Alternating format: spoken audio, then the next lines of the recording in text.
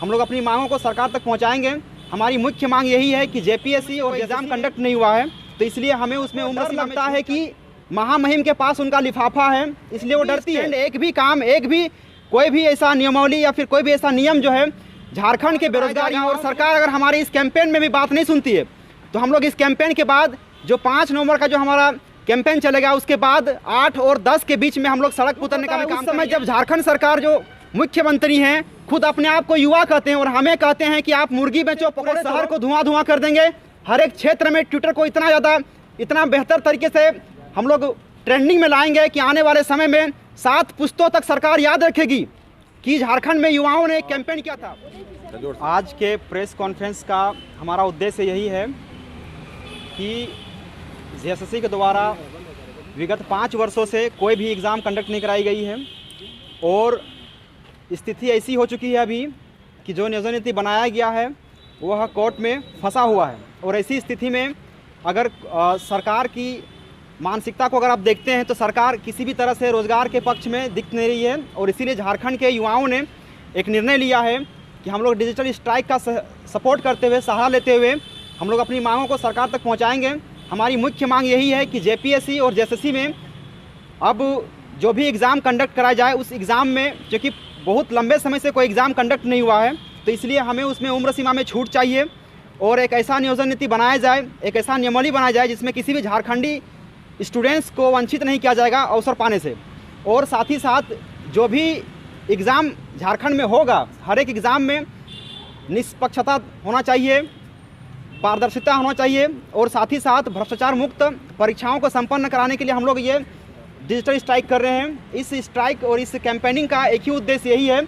कि अधिक से अधिक संख्या में युवा जुड़ करके सरकार से अपनी मांगों को सरकार के समक्ष रखेंगे, प्रस्तुत करेंगे। क्योंकि पिछले कई सालों से सरकार केवल आश्वस्त कर रही है, सरकार को डर लगता है कि महामहिम के पास उनका लिफाफा है, इसलिए वो डरती है और उनके डर से बहुत सारे काम करती है। लेकिन सरकार ये भूल जाती है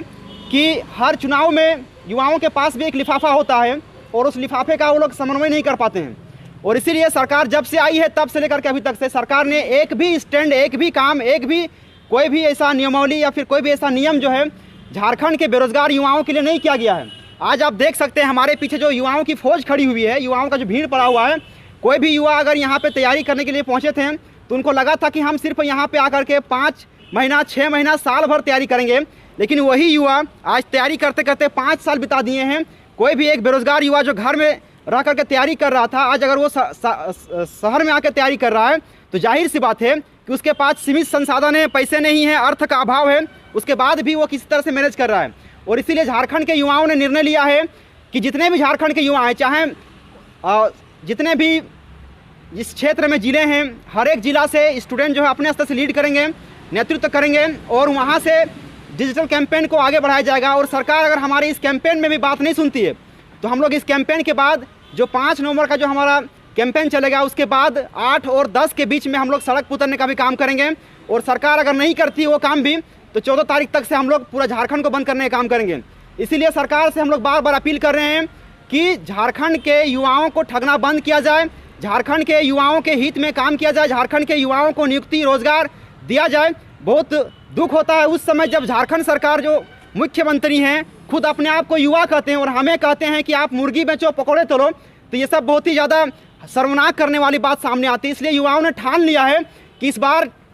डिजिटल स्ट्राइक के माध्यम से पूरे शहर को धुआं कर देंगे, हर एक क्षेत्र में ट्विटर को इतना बेहतर तरीके से हम लोग ट्रेंडिंग में लाएंगे कि आने वाले समय में 7 पुश्तों तक सरकार याद रखेगी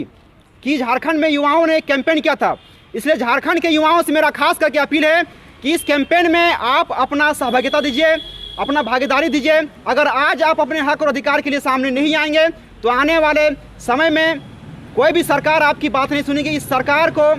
अगर आप अपनी बात मनवाना है तो डिजिटल कैंपेन के माध्यम से सरकार को अपनी बात मनाएंगे। सभी झारखंडी युवाओं से मेरा एक अपील है कि आप लोग इस कैंपेन में सहभागिता दीजिएगा। छात्र एकता जिंदाबाद, जिंदाबाद जिंदाबाद, छात्र एकता जिंदाबाद, जिंदाबाद जिंदाबाद। हमारी मांगे पूरी करो, पूरी करो, पूरी करो, हमारी मांगे पूरी करो, पूरी करो, पूरी करो। हेमंत सोरेन न्याय करो, न्याय करो, न्याय करो, हेमंत सोरेन न्याय करो। न्याय करो।